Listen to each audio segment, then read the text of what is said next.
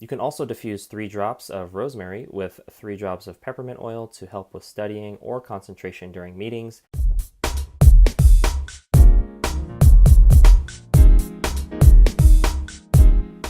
Hey, it's Lance McGowan here with Essential Oils Me, and today we're going to talk about the benefits and uses of rosemary essential oil.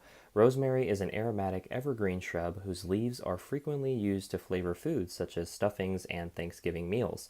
Along with its culinary applications, rosemary has many benefits. Rosemary supports healthy digestion and internal organ function. Long revered by experts, rosemary was considered sacred by the ancient Greek, Roman, Egyptian, and Hebrew cultures. Rosemary herbaceous and energizing scent is frequently used in aromatherapy. Taken internally, it helps to reduce nervous tension and occasional fatigue. The top 3 common uses of rosemary essential oil are aromatic, so breathing it in, topically, if you can point to it, you can put it there, as well as internally. The main benefits of rosemary are that it supports healthy digestion, helps maintain concentration, flavors food, and repels insects.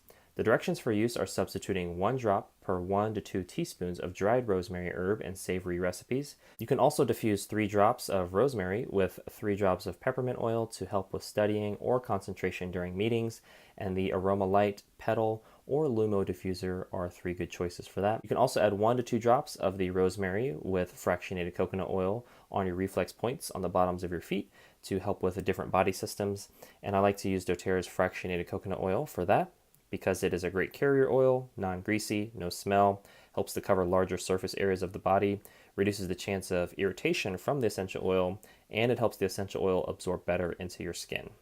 Well, that concludes today's video. Thank you so much for watching. Make sure to click the like button if you did, hit subscribe for future video updates, and most importantly, check out the links in the description below to continue to get your learn on, and I'll see you in the next video.